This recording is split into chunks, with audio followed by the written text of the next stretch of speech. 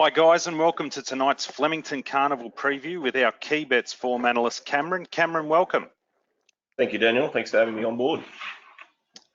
Our pleasure. Our key bets membership has been flying of late, delivering over 40 units of profit since the start of September, and we currently have an offer to get involved, which is the best that we've had this year. So purchase a 1, 3 or 12-month subscription and we will add on 50% of the membership period for free.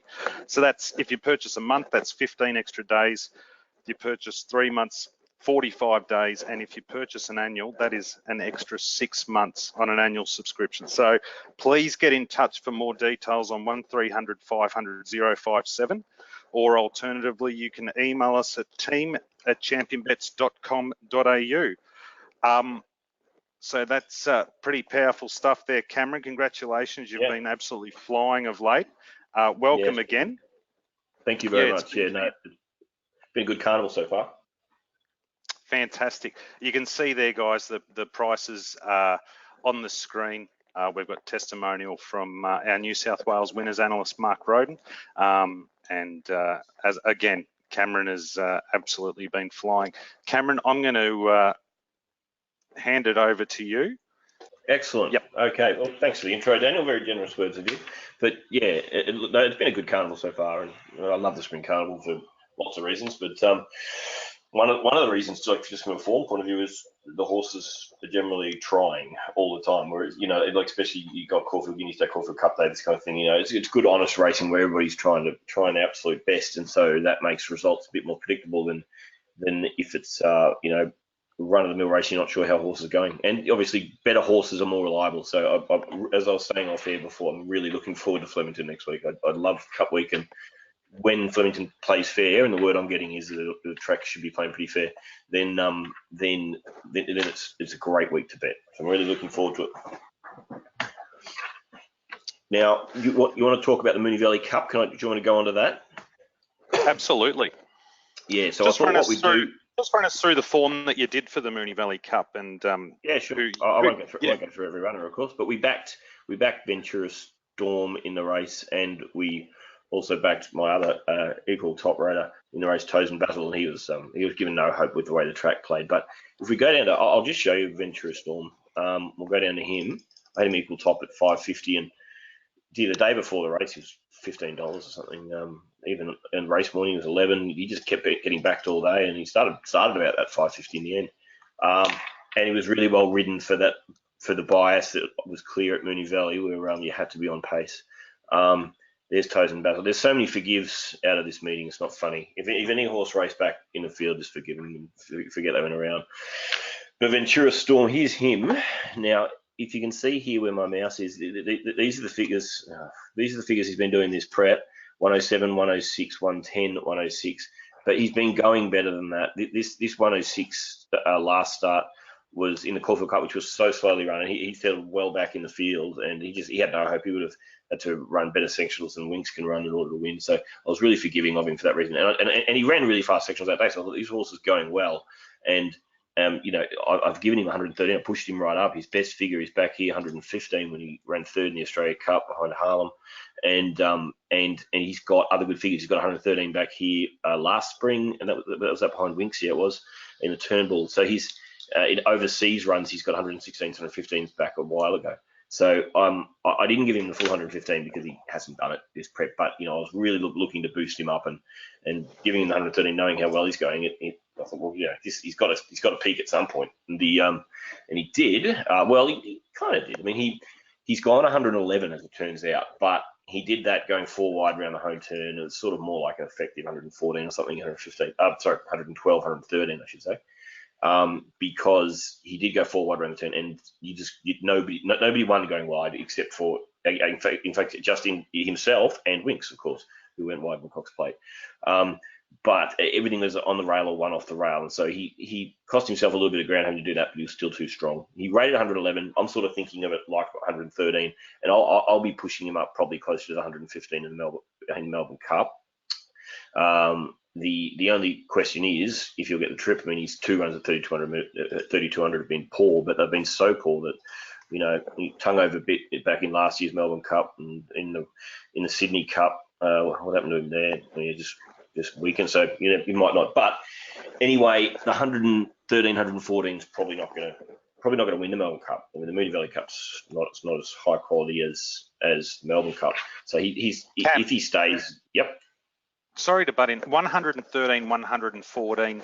That's going to win you plenty of these good races. What are you looking at rating wise for someone that you think, hey, that thing's borderline moral? 120.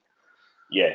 Well, yeah. Obviously, it depends on weight because it's a handicap. But the Melbourne Cup, I mean, but it's, let's say he's got 54.5, which is I think what Ventura Storm's got in Melbourne Cup, something like that. Then yeah, I want you to be rating at least 118, 119, 120. If you're top weight, you need to be rating over 120 in order to win.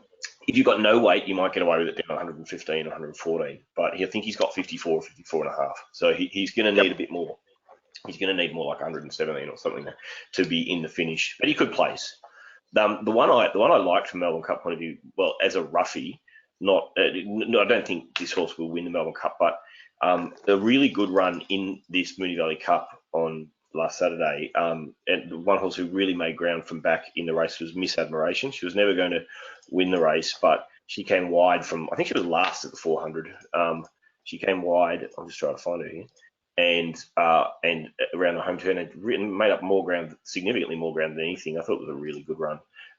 And she didn't rate very high because she was beaten 4 lengths or something. But if I can get her, there she is. Oh, now I've gone past her. Excuse me. She rated 102 only, but she's got this 110 back here. She's only a 4-year-old. 110 back here, 108 already this prep. She has had now 6 runs this prep, but that was way better than 102 effectively, and maybe she might be able to do 112, 113 herself.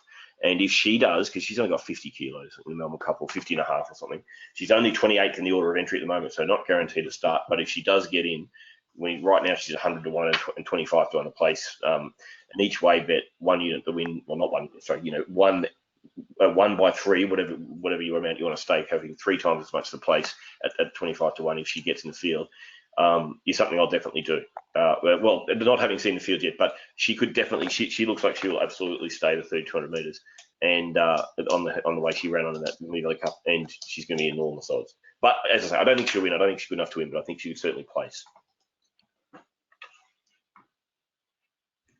Now, going back to the top, that's those horses. As I say, for those other runners, Libran ran really well. He ran on into 3rd. I think he finished in the end.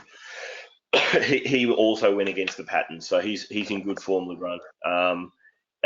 The Trap for Fools was one who ran 2nd in the race, and he had every possible because he led on that, on that best ground. He had to keep kicking because he was in the right spot, and he went 111, which is his best. He's really solid, as you can see through here, 109, 10s, 11s, 110 the start before, and even up in Perth, back when he was in Perth for different trainer, he got up to 110 there, and they've got him going up to 111. He's done 111 again, so he's just really honest, but he had every possible. That's his absolute top. Trap for Fools. Cam, there was there was a bit of mail around for Egg Tart. Do you just put that down to the way the track played on the day? Well, I'm not sure. She was really poor. So, I mean, but others ran on better than she did. She's a bit inconsistent, Egg Tart. Like, I was a big fan of her a little while ago when she was winning a bit more. She looked like a really good horse on the up, but like, she was a bit disappointing in Sydney, I thought, this prep so far. And yeah, she's a promising mare, but I think she's becoming costly personally. I mean, well, she's definitely becoming costly.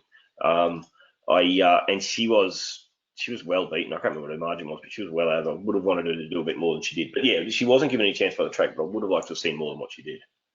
Yep. So that's that. That's the horse who I think were good runs out of that race. As I say, I think that was Ventura Storm's day. And he'll battle away in the Melbourne Cup, but I don't think he can win. And yeah, Miss Admiration is a roughie. Just if she placed to 25 to 1, I didn't have something on, I'd be kicking myself after a run of the Moonee Valley Cup. Now, do you want to go on and talk about the race for Saturday? Cam, let's preview the Kennedy Mile, mate. Kennedy Mile. Now, this was the Emirates. This was the race that was on the final day, and the Emirates, they moved it, swapped it with the McKinnon, and McKinnon's now on the last day, and this is now on the first day. And I don't even know why it's called the Kennedy Mile, but that's what it is. And it's a good race. It is a good race. It's got 20 in it at the moment. 16 of them will run. This is a race I'll preview for the site, which I'll send around tomorrow. And I've got it really open. If I go to scroll down here, I've got Hartnell on top, priced up as a $7.40 chance. And then here's my market here, in order. Cliff's Edge, Saccone, Best of Days, Peaceful State. I've got a lot of chances in the race. The current race favourite is Land of Plenty, who I've got as a $14 chance. And I'll start with him because I think he's under the market's saying something. Around 420 at the moment.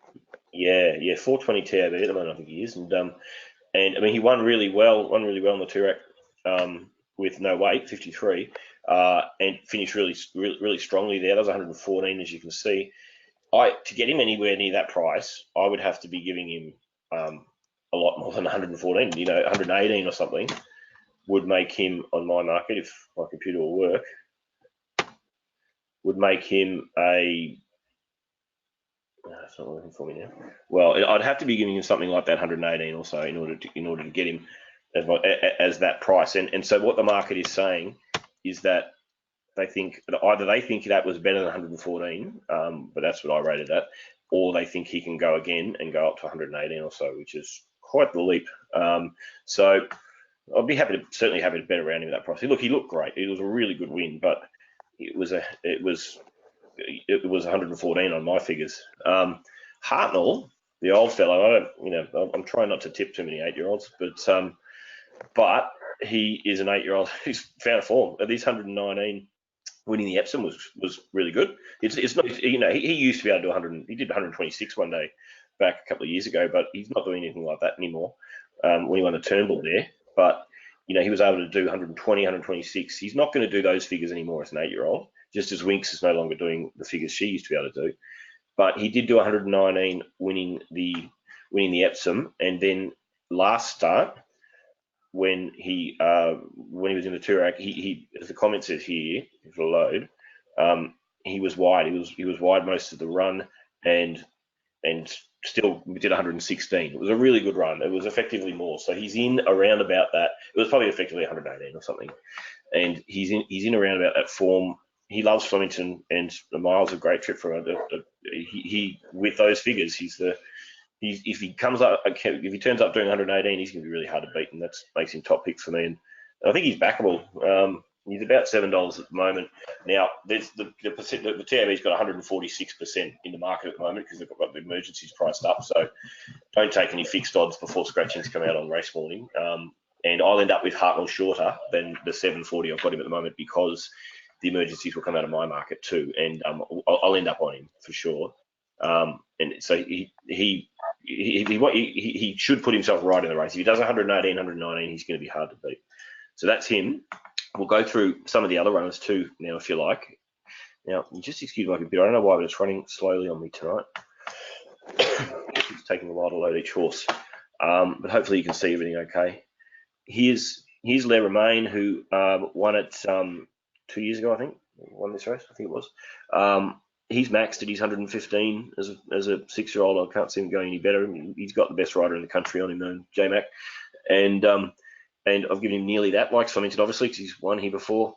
But I give him that figure, and he's some chance. But if I can just get this to widen, I might be able to actually see my market here as well.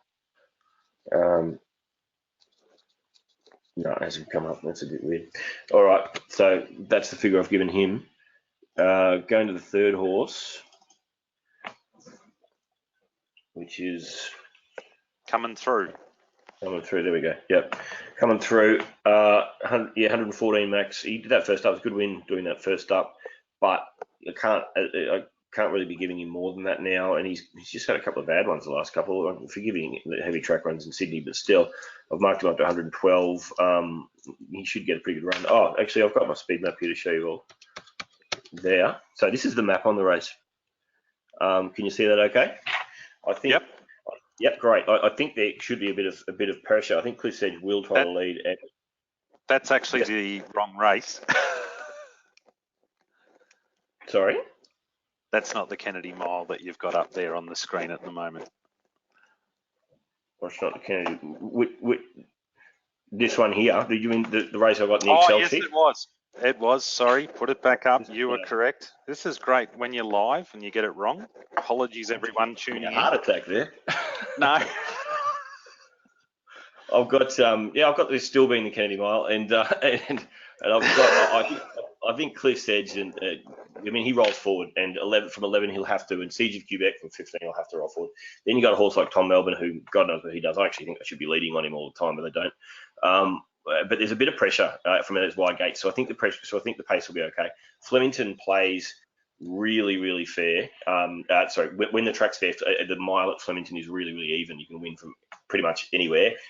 So I'm expecting, if they find their spots, that they should all get their chance pretty much. But these guys who are mapping here wide on the wide gates may end up with a tough run. So the jockeys are going to need a plan there. Horses mapping in here, back to Hartnell, Fastness, Tempest, etc. They're all going to get their chance. Circoni, Best of Days coming through. They're all going to get their chance because the pace will be fine. So going back to the race, if I can. Okay, so that was coming through.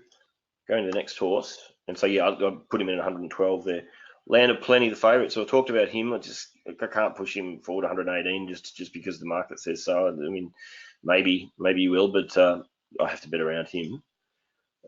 Crack Me Up. Yeah, he's just a bit short of the job, really. Best is 112, 113 back here a little while ago. And they were on rain-affected tracks and hasn't really been going that well so far. This first up run was okay, but also drawn 17. So that was a bit of a penalty for that.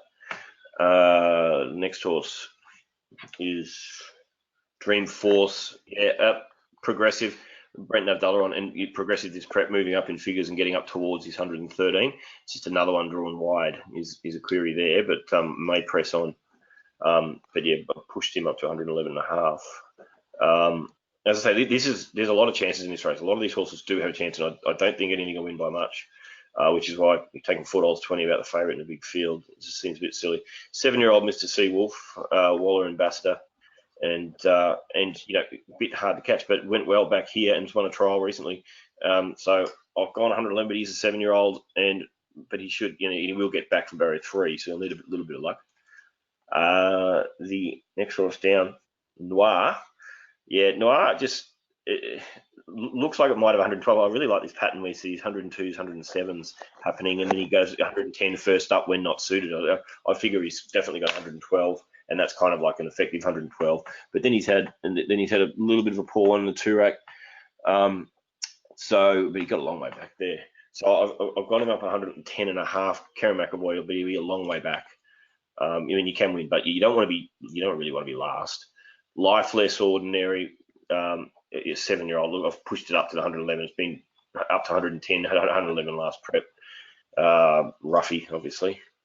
And then we get to CG Quebec. So as I said, it'll have to push on from the gate. It had its chance at the Valley the other day on speed, on the rail, in the best ground. It didn't win, but at the same time, he's a good fighting horse, and maybe like Flemington better, he likes Randwick. And so I've gone to 110. Walker will go 40. Walker almost always goes forward when he's on a horse who can. Cliff's Edge, he's I don't think we've seen his top. He looks like 114 horse because he did 109 as a 2-year-old, and he keeps doing these 109s. He'll be right in the market. He's obviously a popular horse. I've got him as a chance, but I haven't given him all the 114. Just also there may be pressure, but I think Yendel will lead, and then if they want to come across him wide, he'll hand up. I would have thought, but he is actually yet to win at Flemington in 6 goes. But he's so solid at 109 that as his 4-year-old, I think he's certainly going to do 114 at some point. I've pushed him up a little bit towards it, but I haven't given him the full 114 because he hasn't done it yet. Fastnet Tempest is probably just a bit outgraded, but some chance. I've got 110, but again, a few of these horses just might be a point or two short, which is about a length short of being able to win, but they're not far off. Circoni, I give a decent chance to. That was a good win last start at Caulfield 113. I've given it nearly all that again. It'll map really close, as I showed you before. Only query is the 1600 is a little far. I've doctored a little bit for that, but won well and is in good form. Okay, Parast is, another one moving up this prep. 111 up. I mean, I could have actually given it more, but the gate 19 is the hard bit, and where the hell he's going to end up from there is really tricky. Last couple, Tom Melbourne, okay, 8-year-old now. He hasn't won for a long time. In the market's $26. I was about that price, I think I was. He's, as I say, he got very 20. I've probably been generous, 111. I probably should be giving him less than that, to be honest. I might rejig that. But he does like Flemington. That's one thing going for him. He hasn't been here in a while. But he doesn't win. Peaceful State's progressive as well. And Ben Allen's riding well now. And yeah, you've got this 112 back here. He's been absolutely working up towards it. I've given him the full 112, and he can win the race. Because back on, that's a weird thing. When he wants him to go. The best of days is one of the emergencies, first emergency. He was a bit of a cat last start when I tipped him. We were on, and he dead heated because he ran up to win that race by a length and a half. He looked, and then he just ran alongside the other one and dead heated. As you can see, he went 113 the start before, and then 110 when he did that. There's that 3 points. If he runs that race out, he wins by a length and a half and races 113. But he just turned it up. Now, I was gonna sort of be potting him a bit and leaving him close to 110 because I thought that was a bit of a mark of a cat. But he, as you can see over here, he's got blinkers on, so they're sharpening him up. And they may even try to lead on him. He's fit. He's been over 2,000 last start with the blinkers on. They're obviously hoping that sharpens him up, and so in the end, nearly marked him back at that 113 again if he gets a run. And these other ones might not get a run as well. Iconoclasm would be some chance of winning a lot of races, but I'm not sure. I'm not sure if they'll get a run. Radipol's not good enough. And who's the last one? Chaotic. Yeah, well, it's very unlikely to get a start. Going okay in Sydney. It looks like it could have a base for a peak at 112 or something, but yeah, he's unlikely to get a run. So that leaves me. My computer will do the right thing for me.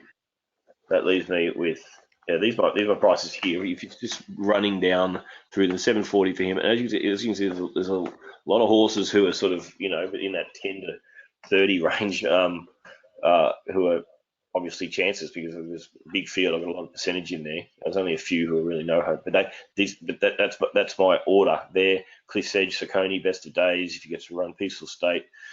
Yeah, I'll probably push Tom Melbourne now. I think I've been generous there. And so that's my final market as it stands right now. Hartnell. Yeah. Well, he's racing well. He's rating 118, 119 last couple of starts effectively. So, I can't just put. I know he's an 8-year-old, but he's only 5th up. I'll give him 118. I can't really. He's solid. He's a solid horse. He's not what he was, but he loves Flemington and he's absolutely right in it. Draw 9, he's versatile. They're going to have Bowman's going to have options on what to do with him in the run. So that's what I like about that as well. Yeah, Bowman will get him in the right spot from that draw because there is pace in the race. There's no way they'll be going too far forward. He'll just, I imagine, settle midfield as I had on the map. I'll go back to that speed map. So I've got him settling midfield there. That's the right spot. And something here you'd think would press on and try to lead. As I say, even Best of Days might be even trying to lead, but so much pressure in the race. If these, well, Iconoclasm might not run, but the other ones coming across, and CG Quebec going forward, Cliff's Edge. So Hartnell, as you say, he will just get the drop on the pace and peel out to the middle. If it was a 6-year-old Hartnell 2 years ago, how he was going there, he'd be 250 or something in this race, the way he's going back then. But obviously he's not quite the same horse now. But I'll certainly like to be on it. I think he'll be. I don't think he's short. He'll be $8 plus on the day personally. Cam, before we jump in and have a brief look at your thoughts on the Melbourne Cup, I've got a question here from Toby. He's got an interesting question. Do your ratings hold up as well in staying events as they do for sprints? Yeah, they do, especially in these big races. Melbourne Cup ratings, Caulfield Cup ratings, and the ones up in Sydney as well. Yeah, they hold up just fine, and they run to them. They probably not so much in the lower grades because they're just such inconsistent things, and sometimes it's hard to know what they've really done. But in the top grades, and so I stay away from lowly graded staying races most of the time. But in the top level, yeah, absolutely, they hold up just fine. Yeah, and I guess I've got another question here from Nathan, which sort of touches on the same subject. Yeah. If a horse has run a peak rating last start, how do you judge whether it will hold that rating, or will it drop down? Is that dependent on how many starts that particular prep, or what do you take into factors there? Yeah, well, it's case by case basis, obviously. But the more likely race they are, then the more likely they will be to hold it. But things like were they expected to do it, how tough a run did they have? Like, was it a gutbuster or was it okay? How good's the trainer? If it was a no name, as I say, well, was it an unexpected run? If it was going around 50 to 1 and it won some race and did a big peak, then it'd be very dubious of going near the figure. But if it was expected, and if it was early in the prep, as you said, if it's had 15 runs in the prep, then no way, I would be dropping it down at least a few points. But if it's third, fourth up and it's kind of gone and peaked, and this is a target race, then yeah, I'd be looking to hold it. So it's a variety of those things, and obviously then things like the map and the rider come into account, but they're obviously situational factors for the upcoming race. But yeah, the horse's age is a big one as well. The older horses get, the less they hold their peaks. And you've sort of readjusted your thinking in regards to age, haven't you? Yeah, I was a bit too forgiving for a while. Few months. Yeah, I was showing some stats by a fella on some of my and I was going terribly on horses that were 7 and over, and so that's why I say Hartnell's 8. So there we go. But yeah, I was obviously being a bit forgiving. It was good to have got a good bit of analysis done. I was doing being a bit forgiving on some of those runners who. I was looking to find ways to get them back towards the top, but over a certain age, they really get back to the top again. And have you readjusted your strategy in regards to on-pace runners as opposed to swoopers too recently? Yeah, I have. It will be less important at Flemington, hopefully, but I have. We had a bad meeting back at the start of September where I didn't back a winner or tick winner, but I've had several seconds, and there were good runs, like of Yogi charging home from the back. But again, bloody Minigo played on pace as it has now for months, and I thought that day, because it played on pace to rail through the meeting before, and I thought that day, surely it evened up this time, but no, it was on pace again, and there was horses doing great runs but they were just in the wrong part of the track, and I thought I've chastised myself about that, and looked back at a few of my selections. I had been on too many horses in previous times to that, where they were mapping the wrong spot. And I thought, I've got to get the profile right. I've got to make sure I'm on the horses who are in the right spot, because otherwise they just, especially when we seem to have so many on pace near rail bias tracks in Victoria at the moment, it becomes such a dominating factor. You've got to be in the right spot. Mooneygo was like that. Bendigo Cup Day today was even like that. Only a few horses were able to run on. There was a clear advantage to being. You could win out wide, but there was a clear advantage to being on the rail. And I just want a fair track, but obviously I had been asking too much of these horses to be able to win against those biases, really. Well, mate, kudos to you that you've reassessed your strategies. It's obviously working, and the results over the last couple of months have been incredible. Let's have a look at the Melbourne Cup, and I know.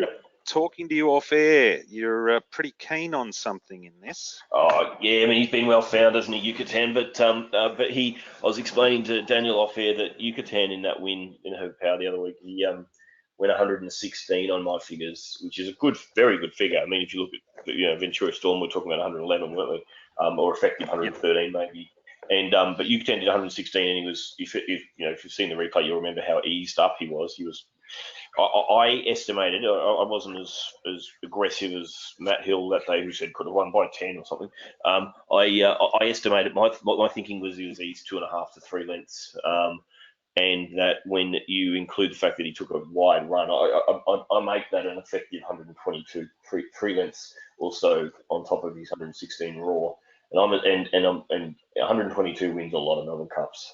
So if he stays 3,200 metres, which I don't think he's seen 3,200 metres yet in his career, if he stays the trip, he's a bit like Hartnell was a couple of years ago. If Hartnell got the 3,200 metres, he was going to win that race, but he didn't get the trip. If Yucatan gets 3,200 metres, then without having seen the unraced overseas runs yet, I've got to put that caveat because I haven't looked into the overseas runners who haven't run here yet. I haven't looked into, but with that caveat in there, if he does 122 over 3,200 metres, he's got 54.5 kilos. Then they're just not going to beat him.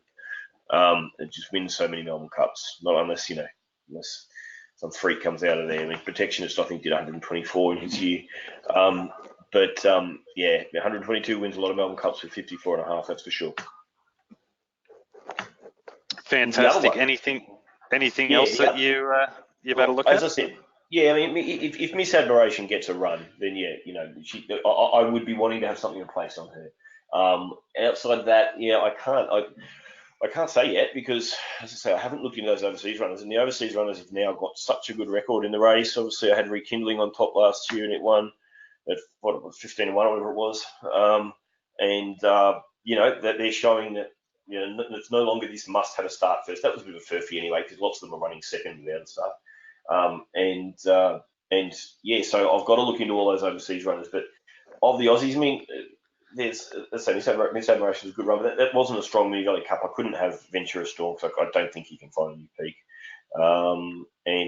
So I'll be looking at the overseas ones, but I'll be definitely previewing the race. As I'll be sitting around this Kennedy Mile preview tomorrow. I'll be doing a preview for one race on all 4 days of the Carnival, and obviously the Melbourne Cup will be it for Tuesday. And I'll be sending around a preview probably Monday morning, I suppose, will go around. I'll have it all sorted out by then. Hopefully I've got the winner sorted out. Fantastic. I've got another question here for you. Sure. Yep. This is from Clive. I saw your article before the Everest that the current sprinters were nowhere near the champs of a few years back. Just wondering how that race rated in the end. Oh, same. Redzel did 116 or 117, somewhere there, one of those two, which is the same as what he's been doing. So again, it was not. And most of the horses, you heard the jockey that race. Most of the horses didn't handle the track. Redzel, good luck to the owners, but I'll tell you what, they're very fortunate because he's won whatever amount he's won now, millions and millions, obviously.